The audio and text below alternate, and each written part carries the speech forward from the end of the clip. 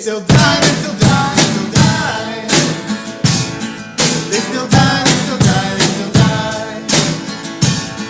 They still die, they still die, they still die. Racism still alive. We must organize. Justice for Black lives.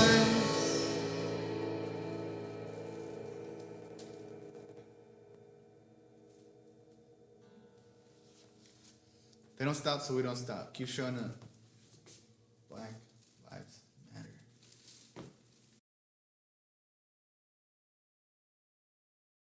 Buddy, welcome Sunday, March 7th. Sunday, March 7th, 2021. That was my friend Sean and I at the Sanctuary Arcada's J Street Radio Hour. We are there every other Thursday. We were there this past Thursday. Not this coming Thursday, but Thursday after that. Pretty sure we'll be there. A lot of other good stuff happening at the Sanctuary Arcada this week, but in town as well and online because of the way the world has led it to be. So one of the things that's happening this week here locally in Humboldt County is Canvas and Clay in Eureka. They are not strangers to the show. We've shared content from some other artists out there in the past. And well, they have a pretty cool event, virtual event coming up. It's called Moving Pictures. It's a virtual fundraiser. It's screening of compilations and multiple films by the artists there at the Canvas and Clay Gallery. We got kind of a preview for that, and I'll tell you a little bit more about that in just a moment. So check out this cool video and have fun with us. We'll be back.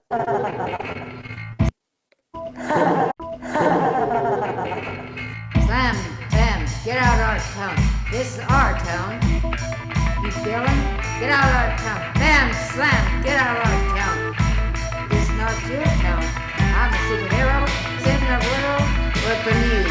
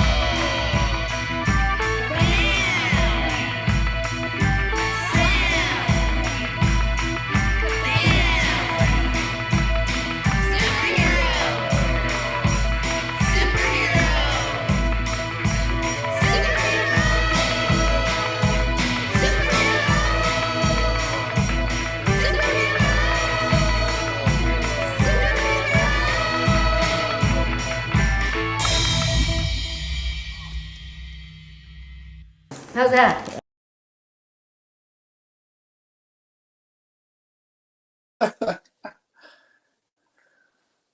Awesome. I definitely needed that. I needed to see my superheroes boost me up. One of the things I did earlier today, I was out in Fortuna with Centro del Pueblo, and we were out there helping out the families, the indigenous folks, and the immigrant people of the South here.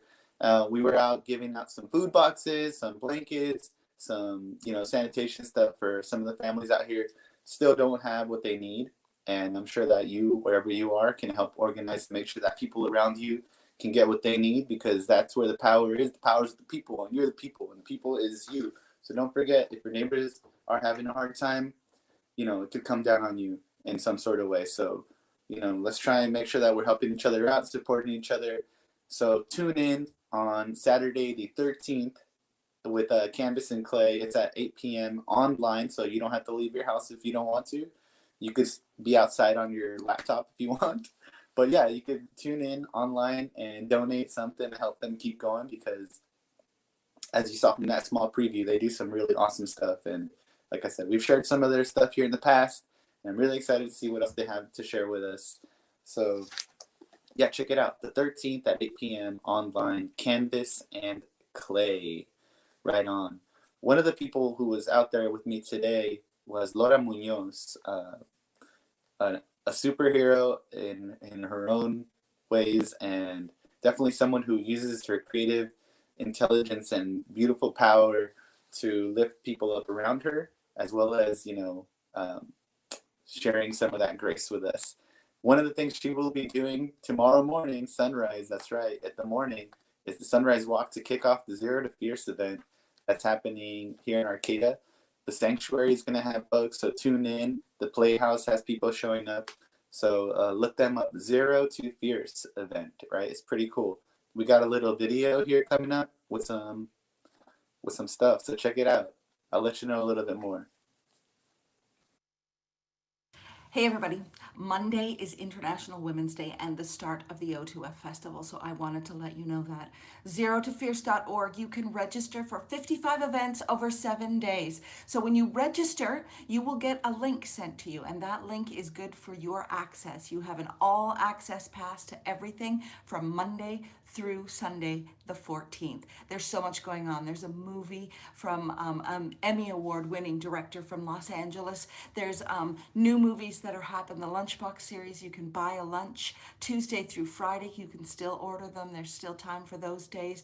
You can see a very rave variety show using all our spanky new sound and video equipment for live streaming. You can join me and Allison Russell from Birds of Chicago and Our Native Daughters on Saturday night. I'll be on the Playhouse stage. She'll be in Nashville, and we're going to have a conversation. She's going to sing.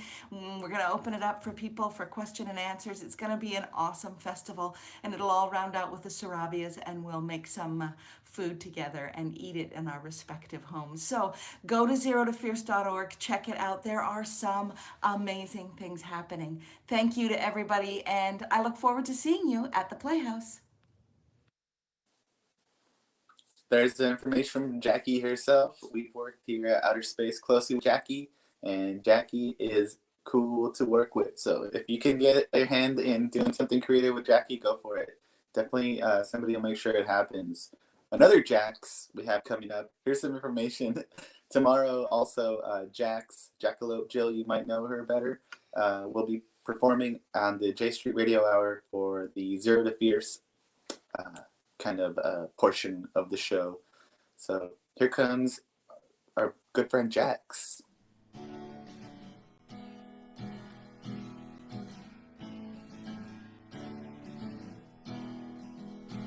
I am leaving Mississippi in the evening rain. Big down the towns where satin gowns and the high beam brain. Loretta Lynn guides my hands through the radio. Where would I be if sounds like me without the song of railroad?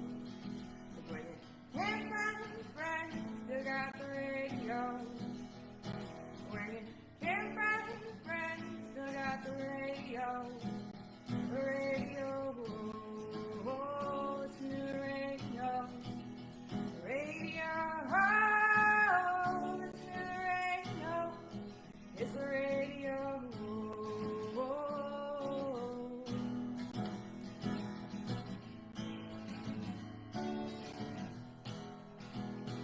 I left the Hamptons, you such a good old boy in Tennessee. Now he's sitting on a sofa, he's looking for a supper, wondering what's become of me. I got 018 Martin guitar in the backseat of the car, and I believe in Mississippi with the radio on. So when you can't find a friend, you still got the radio. When you can't find a friend, you still got the radio.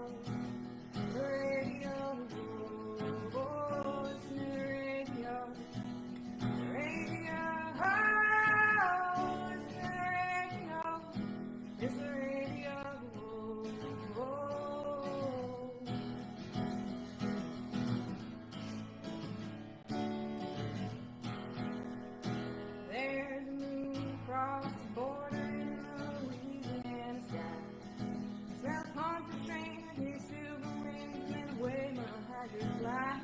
And that good old boy found a band of gold on the stereo. Hey, and my mama's gonna cross it where she's gonna say, down the road with the radio. Can't find his friends, still got the radio. Can't find his friends, still got the radio. The radio. Oh, listen to the radio. The radio. Oh, listen to the radio. It's the radio. The radio. And it's down the road to go.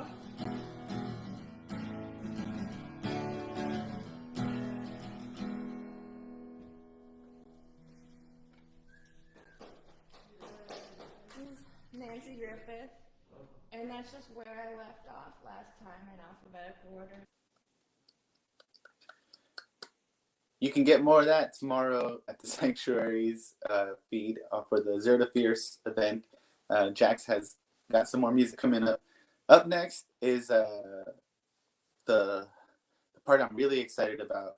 I haven't given y'all too much of a sneak peek about it or anything, but some of you may know that we put together Outer Space Arcade did. Taylor, our kind of like art head, and we put a BIPOC show together in Old Town, and it's at the Studio 424. And well, I am pretty blown away by how it came together. I'm really stoked, and I'm really excited to share it with you. But first, we have one of the artists, Sabina, is going to share kind of her voice with us about this show. So we're going to let that happen, and then got a treat coming up. So stick with us. Yeah, it's in Eureka, so watch it. Check out. This is Sabina. You might recognize her voice because she's on the radio sometimes. My name is Sabina. I also go by Pizza Moon Prince online.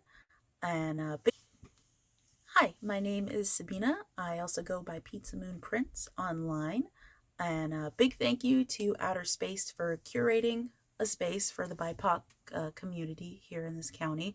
It's the first time I felt really comfortable and safe submitting my work, so thank you for that. I do a lot of illustration, but I focus mainly on digital artwork, and the 3 pieces I've submitted for this show are collectively called The Travelers. The Travelers came about at a time when my coping mechanisms for 2020 had started to fall through. I realized I hadn't created anything in a few months. I was starting to feel very overwhelmed to the point of, do I quit my job? Do I continue to live here? And I started withdrawing myself from people. I was like, I have no outlet. I'm not tapping into my outlet. So, as like, I don't know if some people do this, but as some people may, I sat down and gave myself a pep talk, and it did not work. It was really brutal, actually, if you can be brutal to yourself in a pep talk. I actually told myself, oh, you talk too much. And in a ragey moment, I took a picture of my mouth and forced myself to sit down for hours trying to build something out of this random image. And that was a lot of warping, a lot of shape moving, a lot of playing with light and colors. And I got a foundation that I could work off of, and the Travelers were just born out of randomness. And the Travelers do mean a lot to me because usually my artwork is more grounded in creating worlds and scenery. I used to escape in my head a lot due to trauma and PTSD, and I will try to materialize these places that I like to see in my head and put them out in front of me. It's just a sort of comfort. And the Travelers being these beings just floating in space, not anchored to anything, gave me a comfort in that I realized I needed to stop anchoring myself. I needed to stop anchoring myself to expectations. I need to stop anchoring myself and establish boundaries. I need to be able to flow. And whether that be between places or between emotions, I needed to be able to do that. I needed to be able to travel. So the Travelers were born out of stress, and the result was joy, joy and exploration. So I hope you enjoy them. Again, thank you to Outer Space for creating this opportunity for all of us, and have a great day. Thank you.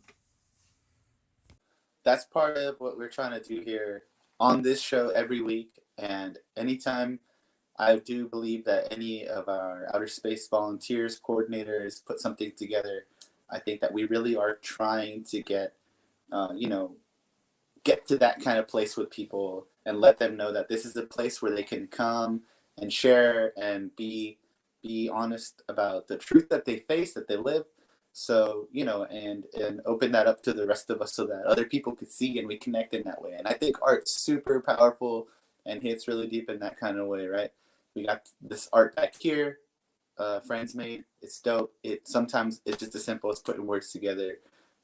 Like that's what I feel like I do sometimes when I sing. But sometimes I make videos. And this video is of the show from the Studio 424 Gallery. The show is called All Colors Are Beautiful. That's the name of the show. One of the artists, Saul Pedroza, is who came up with it. And I'm glad he did because it's a good name. And I had a lot of fun making this video. I had spent some time in the gallery before we locked the doors because, you have to watch it from the outside. I'm sorry, y'all, it's COVID times. But we're just doing it to be safe and practical. So I threw some music together. I threw some audios kind of to fill in the sound because there's so much wonderful energy in the gallery. So I think we could share that video next and take this tour with us. Yeah.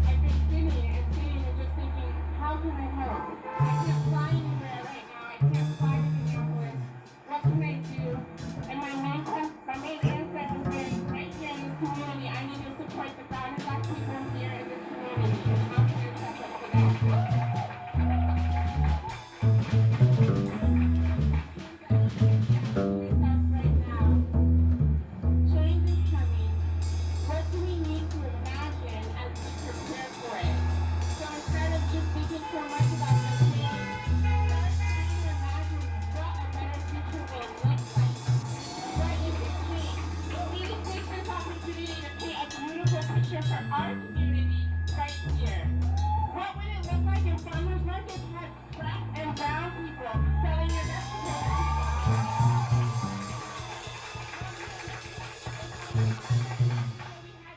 and brown owners owning shops.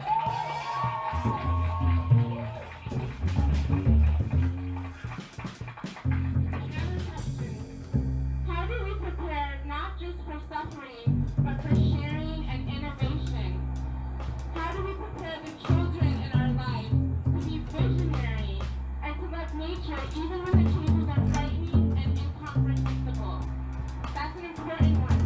These conversations we're having right now with our children are so hard.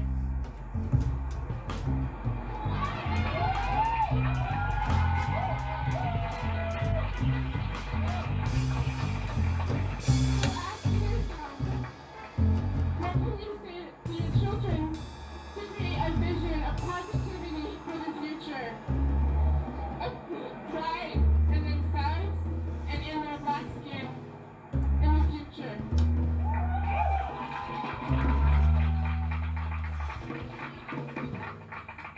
How do we experience our beauty and humanity in every question? And this question is really, I've learned this one from the community here. How do we experience our beauty and humanity in every condition? When you're being followed in the store and you know it's because of your black skin, how experience the beauty? How do you still shine? I feel like I'm asking myself so much right now. So much of me wants to shrink. There's so much.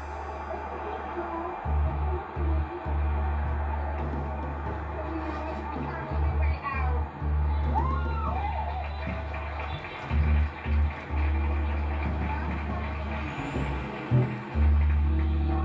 Cultivate the muscle of radical imagination needed to dream together beyond fear. How do we create space for radical imagination within ourselves? What can we imagine? What can we create? We are so beautiful. We have the space and support here to create. That's what we're doing.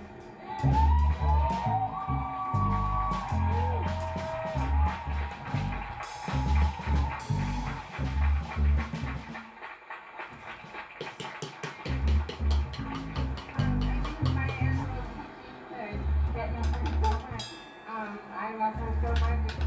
Before I came up here, I was praying for her. She had the same, she asked all my ancestors, all her presidents, who was like a kind person, met her and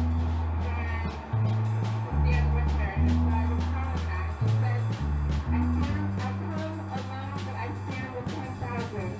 So right now, y'all, my mom's behind me, my grandmother's behind me.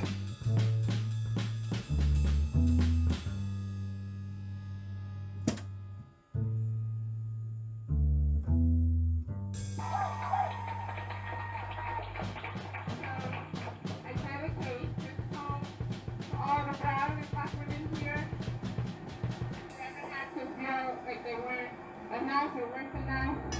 This is for y'all.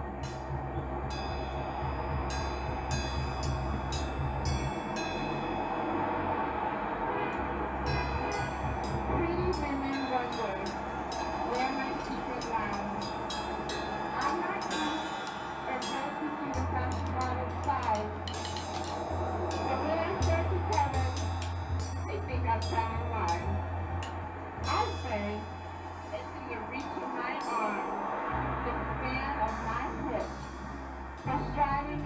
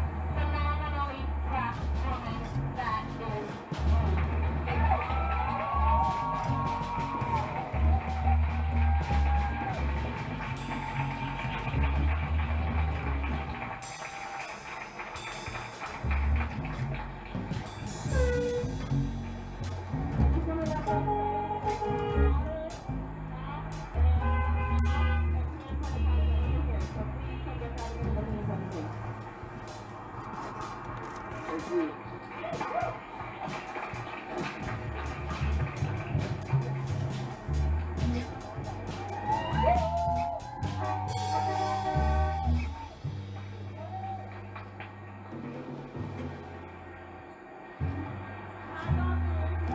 y'all doing? I hope that you're feeling angry. Let me say it again. I hope you're feeling angry. I hope you're feeling impassioned. Direction. And I hope that y'all feel above all else love. There's a lot of things going on right now.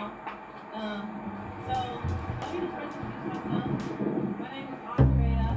Andrea All Love Stucky. I am one of the first Black families that moved to this area this evening. And I guess I'll be sharing a little about my story. So, as far as I can trace my family, our roots go to the shore. They go beyond this, but as far back as we can search, our roots go to the shores of Louisiana, where the slave ships landed. My great grandfather was a baby that was still on a slave plantation. My great grandfather was the first black Irish butcher in Louisiana. My grandfather was one of the first black families that came to this area to see the segregated South. There were about 5 black families here at that time. Now, as I'm in my healing process, I'm realizing that looking at my family, how come nobody goes to this liquor store? How come there's no black-owned businesses in this area that has smoked all after being here for several generations as one of the first black families in this area? How come? I hope you liked it. That was kind of my trip through the gallery there. I tried making it like a walkthrough for everybody. I hope you had a good time. I'm gonna make sure that we share that video on its own eventually so you can get your own little walk through the gallery. But if you find yourself in Old Town Eureka, go check it out. Have your own experience. It's a beautiful thing. It really is. I think we might have Taylor on here with us tonight. If Taylor's willing to join us, we can have her join and say a little bit something about the show. Hey Taylor, how you doing?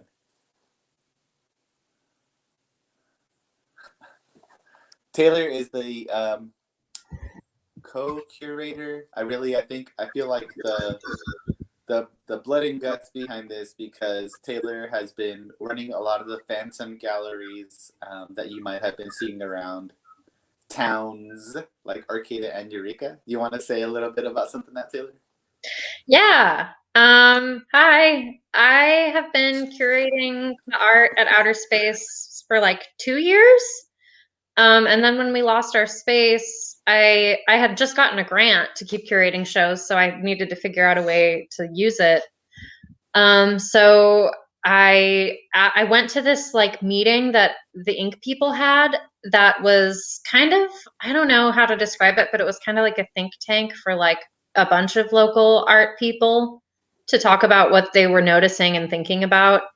And I ended up talking to them about how they had done these things in like the early 2000s called Phantom galleries or like the mid 2000s when the recession happened. And it ended up being really helpful for getting stores rented out. And then I went to another kind of think tank for that the Ink people threw. And I think it was like really centered around BIPOC voices. And one group left and came back and said that they thought that there should be an art show of just BIPOC artists in an empty store. And I was like, oh, I'm like already doing that. I should definitely do that. So then I just put out a call for artists and we got a bunch of really awesome submissions. Yeah, it's been a cool year. It's hard to know if people have seen the show and what they think of it, because I'm not like witnessing people come into the gallery like you do at Outer Space. Though there have been times that I have like been behind the window and heard people walking by say stuff, and that's always really funny. I've already taken 2 people right by that building and been like, "Oh, check it out! There's this art show right here. You should look at." Yeah, I have too. And then like sometimes I'll just like when I go in to just get something done, when I leave, I'll see people walking by and they stop and they look, and that feels really good to see that happen. Right on. And thanks for being there at that meeting and hearing that. And thanks for showing up as you always do. Like I said, where, there's other phantom galleries that people have been able to see. A few months ago, we shared the domestic violence awareness show. And, you had your interview there. That was months ago. I mean, it feels like it just happened yesterday. But, I know. Yeah, it's been a really great experience. I feel like the level of patience that I've learned through doing this and like the way that I've learned how to like relate to people and to be like more patient with myself through this process has been really awesome.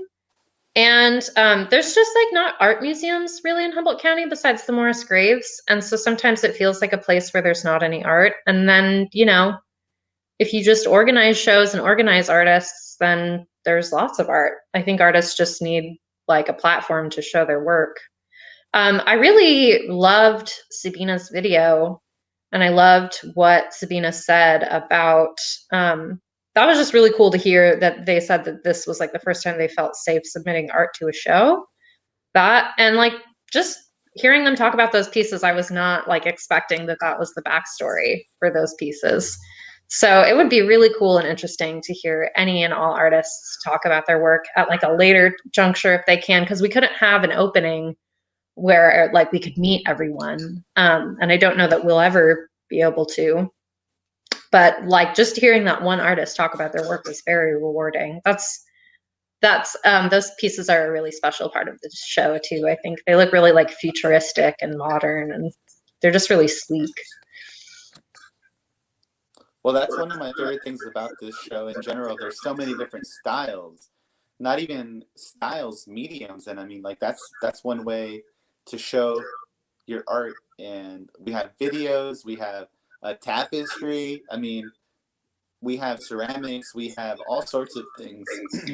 And we have a sweater about marketing. That's like, I don't even know what kind of media you would call that. It's like a sculptural piece. And I believe that the artist is here with us. If they want to join, we can have them say a little bit about their piece.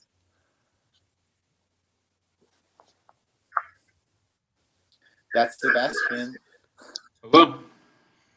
Hi, how you doing? Doing well. How you guys doing tonight? Great, thank you. Thanks for joining us today. I don't know if you got to catch the whole video, but your pieces are in there, and I'm really excited to have them. Yeah, that's really cool. I heard you guys talking about what medium that piece was, and I think for me it really comes from a background of like conceptual art and kind of taking from references and just reapplying those references. Yeah, okay, that clarifies it a lot for me. I don't know why I hadn't thought that maybe that was the category it was in, but that's actually particularly exciting too, because I don't get to see a lot of conceptual art in Humboldt County. Yeah, it's really been a lot of sourcing references from the internet, which is another part of kind of the thought process of this. Is I designed it all on my laptop. And so it's kind of like this really non-feasible way for me to make art. And yeah, it goes deep to where like I can call this piece of art mine, but I only really touched it right before it went into the gallery. And I outsourced to people who made it, and I outsourced, the hoodies. And so it was a really like collaborative process. And I think that is another part of it's kind of making these references feasible, as well. I'm really loving hearing you talk about this. What are you referencing that you're referencing now? So quite literally on the back, I reference this art piece by Joseph Kasuth, and he's a conceptual artist, and he basically had like you can see, 5 words in white neon, an actual neon up in a gallery, and that just really intrigued me. And Ooh. so I kind of took that and replaced it, gave all credit to him, and put his quote on the back to kind of put that in perspective and also put it in context, right? There's the date, circa 1965, and so it kind of shows you where maybe we're at a little bit in the art movements, you know? And placing that on the back of a sweatshirt is kind of like, for me, the sweatshirt is the language of the youth right now, and the youth that I'm a part of especially. So it's like, I could have put it on a canvas, I could have put it in words, I could have done a lot of different ways, but for me, putting it on the sweatshirt is a way to put it into context for my generation. I'm young, I'm 19 years old, so that was kind of put it under the guise of branding, and even more specifically, Instagram branding, you know? So. Well, you know, what's interesting about that is I feel like people walk around with a lot of, you know, like the names of things on their clothing and are really separated from that, you know? Yeah.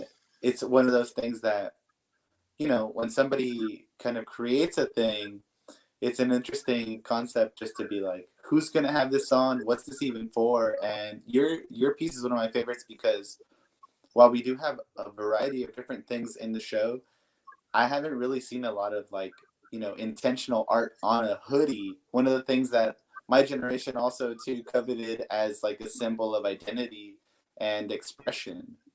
So, Right. you know, it's like we're not that far apart, Seb, really, but Definitely. you know. And that's the thing, is that's where it's, for me, this is art too, you know? Like I think I have that kind of connection with this, whereas like when I wear it, like I feel it too, you know, because it's like you're saying, it's not distant. It's a part of a lineage of, you know, your generation is also feeling this as a form of expression, and a little bit more from the generation before you, you know? So it really is like, and there's a whole wave now of people who will buy a really like nice piece of clothing and they'll wear it, and then they'll get home and hang it up, and they'll just like kind of stare at it, and they'll, you know, be in awe because it's really like this is an art of its own, you know? And I wonder why like wearing art on your person has become such a like integral part of like millennials and Gen Z. Like, is it because we just have so little public domain that like we have to use our person? And then I also think that like the piece that that you showed on the sweater is like really self-referential. But then I think that like using a black hoodie to talk about like your generation in general is like more of a broad scope of reference. You're kind of like making a generalization about like a larger group of people. Are you feeling like the sweatshirt is self-referential too, or just like media and branding is kind of self-referential? I think, yeah, it's all kind of, that's a really good point that I think I really just felt, you know? For me, it's more of like, from the ideas and the people and the inspirations that I have, like that's something that, like a black, and if you see it in person, it's kind of like a black faded hoodie, you know? And so I really like, that's something I resonate with, you know? And just wanted to make that and see that in person, you know? And I think, yeah, 100% it is self-referential. And if you look at the front as well, it's kind of, it all plays on that basic self-reference of like, think about this as beyond just a hoodie, you know? What does it represent? What bigger context is it a part of? You know, one thing that has disrupted a lot of people's lives, and I think hopefully for the better, is the story of Trayvon Martin. A young black man had a hoodie on, and was profiled, really. I mean, right? There's not a lot. I really don't know what else to say besides that. And because of that, he's no longer living. You know, his presence is still here with us, and a lot of us. I know that definitely me when I think about it. I have a son who's going to be 11 years old, and I think about what that means for somebody to be walking around and just kind of like, having their culture on their body, right? Because as another artist in the show with you, right? That's one thing that I realized was like, this is our culture in a format that people can kind of sort of consume in a sort of way, and it's a strange feeling, but that's one of the things that really kind of struck me about your piece. And I don't know if that's where you're going, but I think that it's really telling to feel just the reality of people's lives and how sometimes it can kind of fall in these places that lead to these stories of life. Yeah, and rest in peace to Trayvon Martin on that note, and very tragic. And I think that's a very good statement that you're saying about how this is our culture, And for an answer to your question a little bit earlier about why this is the kind of what we are choosing as our kind of way of self-expression as a hoodie is, I think, being colored and in specific, there's kind of like this general dehumanization that happens, and through media and through different systems and institutions. And so things like wearing a hoodie and wearing your favorite brand or your favorite ideas on it is kind of one of the only ways that we can be ourselves, putting that hood up when you want to. It's kind of it's a protection and an expression at the same time. And so I think that's very poignant that you talk about Trayvon Martin as well, because that was kind of impactful and very impactful in my life, and that really, like, I think puts it in perspective of kind of where I come from with choosing the hoodie, and that was more of like a subconscious choice of mine of style. Like, this is a classic, you know what I'm saying? This is a staple in our culture.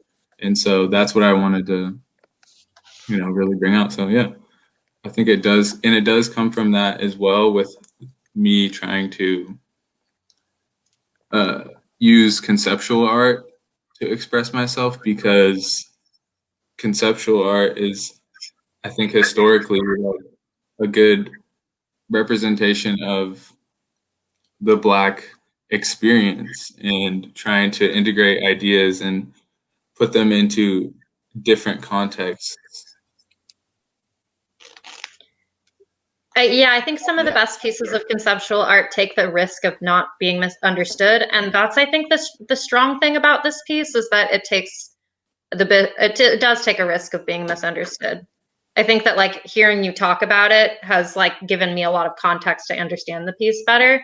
And there's so many elements of it that, like, circle back to itself, like, in a really clean, tight way conceptually. And that's kind of when conceptual art, like, really gets you. So thanks so much for talking and joining our video, Seb. Yeah, I appreciate you guys having me, and having me in the gallery as well. Yeah. Right on. Thank you so much, Seb. You want to let the people know any other final thoughts you got, where they can find you? On Instagram, I'm at faux.tm, FAUX.tm, and that is the account that I'm making the art for. And yeah, appreciate you guys again. Thanks for having me. Right on. Thank you, Seb. Thank you, Taylor. Up next, I think we have another artist, if they're here with us ready, that I think is another artist that kind of takes on the concept of art in general, right? Spider right there. You want to say what's up to the people? Yo, what's up? OG Spider Loke, JWS crew, Just Won't Stop gang. What's good? Can't stop, won't stop, right? Saul. They don't stop, so we don't stop. I'm burning out. You guys are freezing up. I can hear you. Okay. How's it going, Spider? Sometimes here. I'm just chilling, man. Just got out of work, man. You know, you gotta put in work if you want to live a good life and whatnot. If you wanna, I don't know. I don't want to say it. You wanna. No, I'm not gonna say it. It's too controversial. Well, you do definitely have a don't want mask this, on and sunglasses, so I think you're probably pretty safe. and I I was gonna definitely don't say. want I was this. gonna say. You got if you want to live like a Mexican, you gotta work like a Mexican dog. You heard? I know, and that's an interesting thing you say so because as a Mexican myself, I have just the identity of it that was bestowed upon me, but I have only my experience as to what that is, and I keep my hustle going because I think it's necessary to make it so that other people make it. Yeah, I feel that. See. So we showed a video earlier on, and it has your pieces in there. Is there anything you want to say about your pieces? Oh, let me see. Yeah, man. I come home. I go home every day, and I start drawing something. I'm always working on something. I put my studio right next to my bed because either I'm out doing something, or I'm sleeping, or I'm working on something. I'm cooking something in my kitchen all the time. Something's always on the burner, and sometimes I fill up all the burners. And geez, right now I've been looking at my new canvas. It's a I have it right here. It's on top of it's on the bottom of my camera. Well, I'll tell you one thing. It's good to be cooking because that means you're being eaten, and hopefully you're sharing that with other folks. So I'm excited to see what you put down on that. Yeah, I come home for like 3 straight days already. I just come home and I sit and I stare at it for 3 straight days already. I haven't That even touched it. the canvas. Yeah, it's nuts. Is anything like starting to come up? Well, I have hella ideas for it, but like nothing solid. It's just Mm.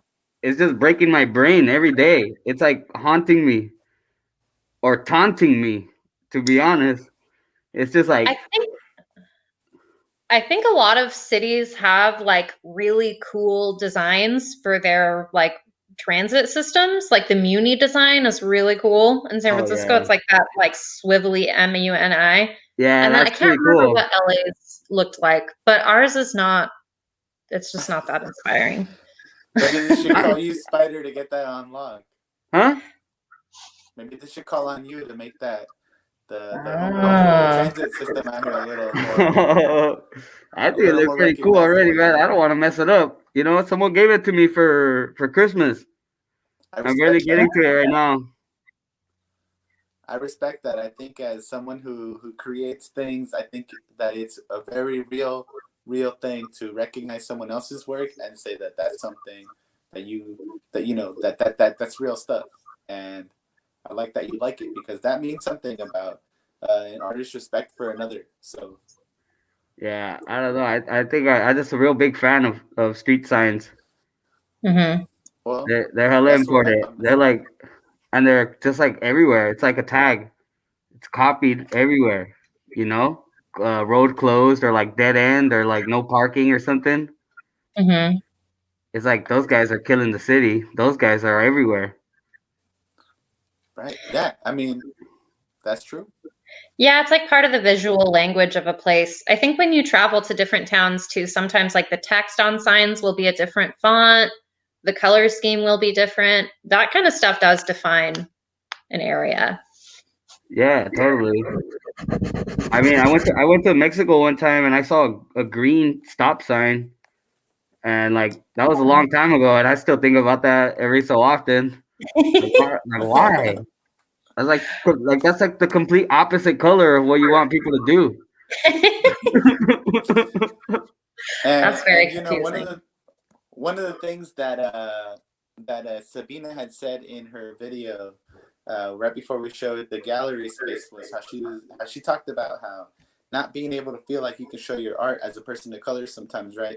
And I think that that's the thing that hits is a lot of the times people have this idea over here of what an expression of art is, but that's not everyone's, right? That's just like a narrated structure of it. And then we have real life experiences of things that don't always match, right? Like a green colored stop sign. Yeah, I mean, like you always say like there's no such thing as any bad art, you know. Like if you're doing something, then you're in the right direction, you know. I think what like popular culture or what people accept as being good or being bad, I think it's like completely skewed towards like I don't know, either like um boring stuff or stuff that's like very technical, you know. Stuff that's considered good most of the time. Yeah, that's what I'm saying. Like what average Joe would say good is, you know, it's like there's so much depth to all the types of art in the world, and people are so limited or kind of like they're forced to be narrow-minded because when we go to a gallery and we see certain things, we see like, you know, I'm not saying that all the stuff in there is bad or whatever. I'm just saying that there's more to it than just like the the MFA, the Master of Fine Art, freaking couple swirls on a canvas or like a fully detailed landscape or something, you know.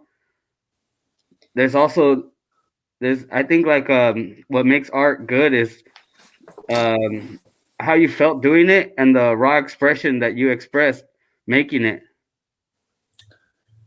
I gotta say, I agree with you, Spider. I think that art is another just expression of life, right? And Yeah. not everyone's life looks the same, so I think that it is helpful for us to see other people's expression of life in different ways because, yeah, sometimes it does feel like we are meant to kind of like very narrow, kind of aspects of what it is to be a person, and some of that doesn't fit in with me. Yeah, I think those are really insightful points. I'm really glad that you guys brought those up. I do think that there's one more artist that wants to talk before our time is up in 3 minutes. That sounds. Let's do that. Any final thoughts you want to give the people, Spider? Yeah, fucking follow me on Instagram, Spider-Man, SPEDR_MAYN.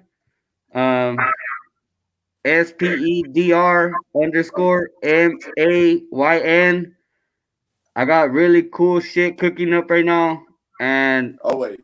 Yeah, and it's gonna fucking don't wear any socks because it's just gonna fucking knock them off. You heard?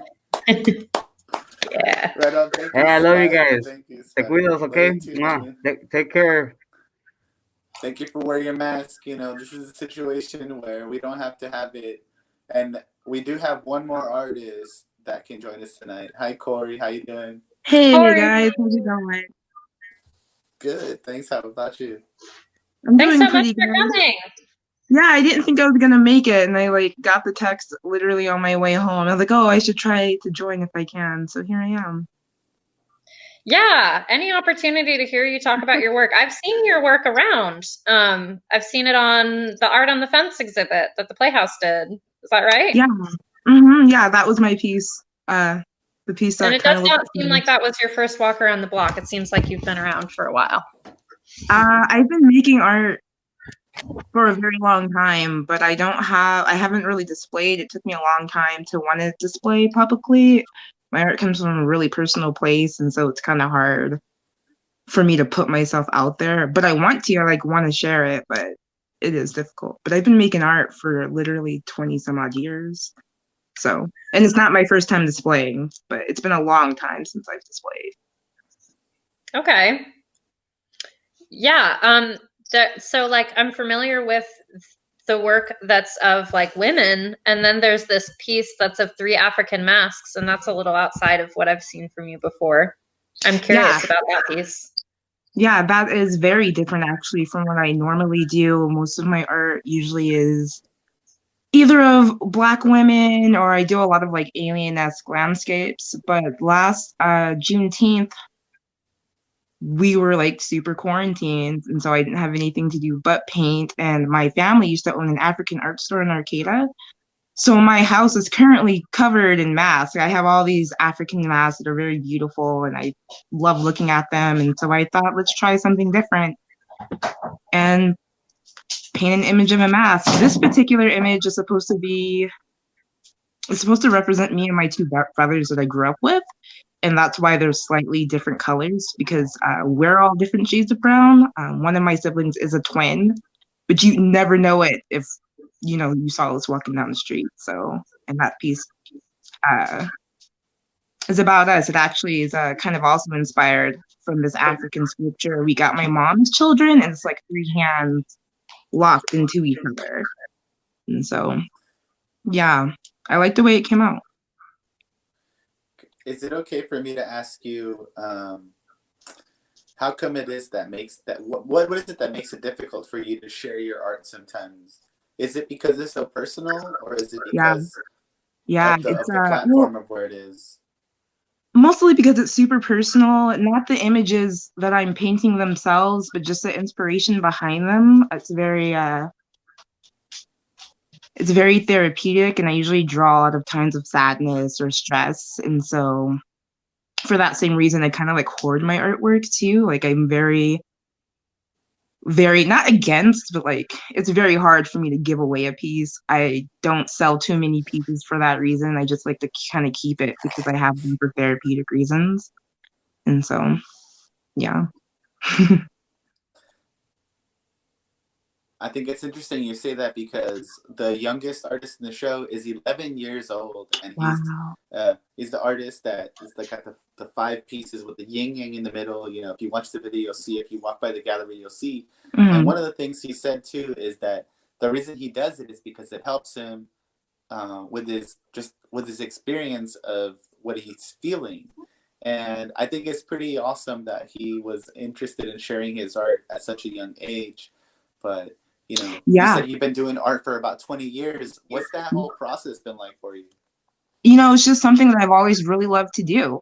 It's something that's always made me really happy when I'm sad, or just, I don't know, just from a young age, that's just what I wanted to do. From like one of my earliest memories is just wanting to make art and do art. And I've always done it. And I know I wouldn't have been brave enough at 11 to show anything. I don't know if I would have had the confidence to do so. I think I was about 18 the first time I displayed publicly, and that was at a gallery in Denver for this AP program I was a part of. And it wasn't like, I feel like it might have been easier then, because what I was displaying was an art assignment from class and not like something that I did at home. So yeah, the process for making it was less personal. Yeah, way less personal. It was for they took kids from my school, which was like in the super inner city, and they drove us out to super, super fancy private art school, and they had this art workshop, and we all basically had to do the same exercises, and then they displayed everyone's version of that exercise in the gallery. Did you go to school in a different city? Yeah, I grew up in Denver. I'm not from California. Oh, I've okay. lived here about 10 years now, though. And so Humboldt very much is home. My family used to have an art store here. Yeah, that's why I thought you grew up here. Okay, cool. No, my dad moved here when I was in high school. And so I used to come in high school and visit a lot. And then when I was of age, I moved here. And then I traveled around a little bit, and I've been back consistently for like the last 6 years. But I first moved out here at like 19. So 10 years ago. Or 11. About 11 years ago.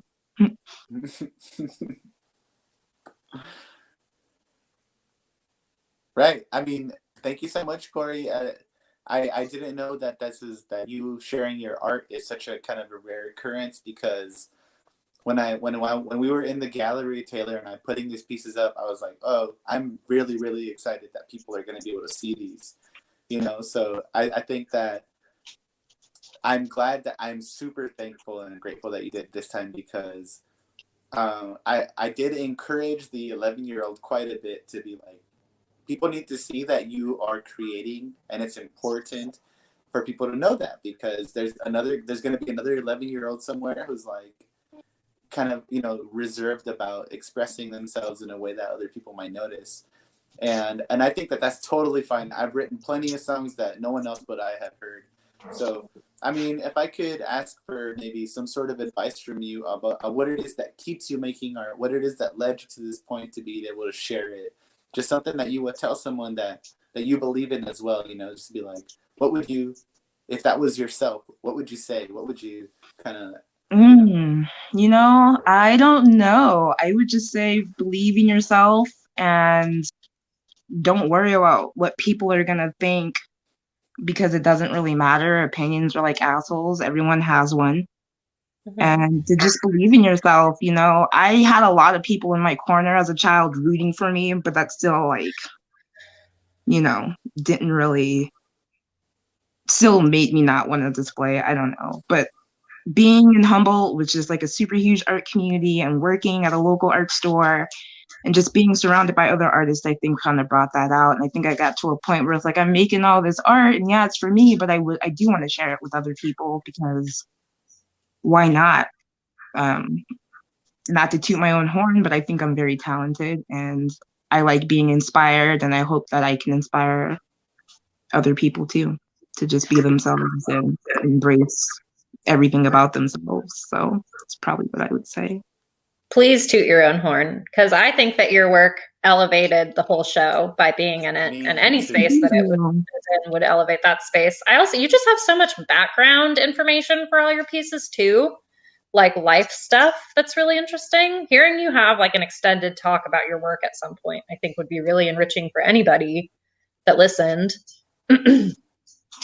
Well, yeah, I might be open to doing that in the future. The older I get and the more comfortable I get with myself, it makes it easier to do. And I'm like at a place where I feel very confident about sharing my feelings with people, whether it be verbal or visual. And so I'm definitely glad to be a part of this. Thank you guys for like putting this on. I did drive past a couple days ago and saw the art, and everything looks so good. There's so many talented pieces in there, and it's really cool to be a part of something because I work in the art community basically, and I see all sorts of amazing art all the time, and it's very inspiring actually. So yeah, this is great. Corey, any final things you want to let the folks know that are watching? And yeah, I don't know, anything you want to say to the people that are tuning in? We're definitely going to share this for later too. Go check out the 424 Gallery, support outer space, support your local community artists, and support yourself.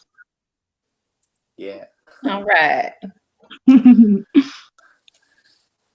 Thank you so much, Corey. I am always ecstatic to go by the gallery ever since we set it up that you did this, because I feel like every piece really makes this whole show as powerful as it is. So keep driving by, keep telling people about it, everybody. Taylor, Oh, I've been telling so many people about it. I've even have followed some of the artists from your guys' post just to check out their artwork, because there's just so many talented people in such a small area. It's actually really cool. That's cool. I really wish that there had been an opportunity for everyone to meet. I also noticed that there was like this unintentional color palette that happened between your work and then like two other people's. There were like a lot of them have like oranges and hot pinks and stuff. Did you notice that? I did. Yeah. And I love it. I think it all like flows very well, and it's cool to see all the different kinds of art, and you guys did a good job putting it together. And thank you for that. Cool. So we're getting towards the end of the hour here. I think we've actually gone over. I think we have another video to share. Any final thoughts you have to share, Taylor? No, thanks for having me. Of course, yeah. We'd like to have, I would definitely love to have any of the artists back on, or you if you have a project that you're working on, Taylor, because that's what this platform is all about. The more I'm quiet, the happier I am. I'm here every Sunday, usually, so you'll get to hear me keep going on and on. But if you know somebody that's got something that you want them to share, push them a little, right? Sometimes that's all we need. But also let people have their space. It's a tricky dance, but we'll make it through it. So this has been by far one of my favorite variety hours in not such a long time, actually. I had a really good time here. So what we're gonna do next is we're also gonna remind you a little bit more about the Zero to Fierce Fest here, and then I think we have a video to play you out for the hour. Thank you everyone for joining us. We have some more stuff coming up, but here we go. Whenever you're ready, Sean.